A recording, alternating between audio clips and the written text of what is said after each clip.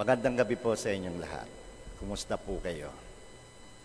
So, we have just heard the gospel and Jesus gave us 3 reminders. First, in my order, enter through the narrow gate. Second, do not give what is holy to dogs or throw your pearls before swine. And third, do unto others whatever you would have them do to you. In her reflection, in her FB account, Sister Bernadette Dianson started her reflection by saying, salvation is a gift from God, but it is a responsible choice for us humans. Beautiful. And Sister Bernadette added, to choose salvation entails entering the narrow gate. The image of the narrow gate directs our attention to the values of the kingdom of heaven, the very same values that Jesus taught, lived, and offered his life for.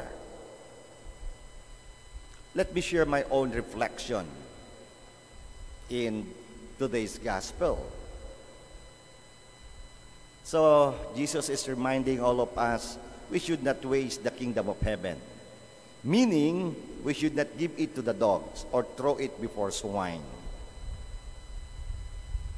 Instead, let's value heaven as we value pearl of great price. You know the etymology of the word value? Its root word in Latin is valere, meaning to become strong, to become worthy. Kaya po pag Valentine's Day, anong sinasabi natin? Be my Valentine. What does it mean? If someone will yes, I want you to be my Valentine, it's an affirmation. Wow, what a feeling! Because the one whom you invited is saying to you, yes, I want you to be my strength. I want you to be my worth. Sarap, no? Pakitanong ang katabi, sinong kabalintino mo? Balintina mo ngayon, no? Who give you strength? And where is your worth? That's the value. Sino pa ba ang tatalo sa balintinong Kristo? Finally, if we truly value heaven, let's follow the golden rule. Do unto others whatever you would have them do to you. Do we want to be appreciated and affirmed?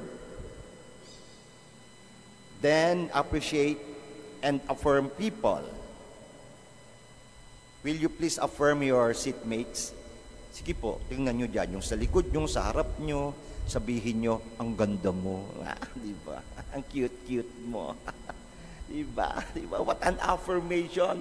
You know, those who don't receive affirmation, yun yung nag-good morning myself. Oo. Yung mga ophthalmologists, mga eye, puro eye eh. Akong gumawa niyan, akin yan, ophthalmologist. Why? They don't experience affirmation. They haven't experienced to be appreciated. Anong nangyayari? I did good morning myself. So let's affirm one another. Let's appreciate one another.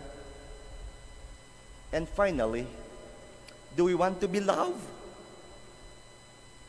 Then love. Muli, pakisabi po sa iyong katabi, I love you. Diba? Sarap, no? So, I do believe heaven is not a future event. Heaven is here. Heaven is now. O, Q&A muna tayo. Okay? Question and answer. Feel mo? Feel ko. Yan. Gets mo? Gets ko. Gawin mo? Gagawin ko.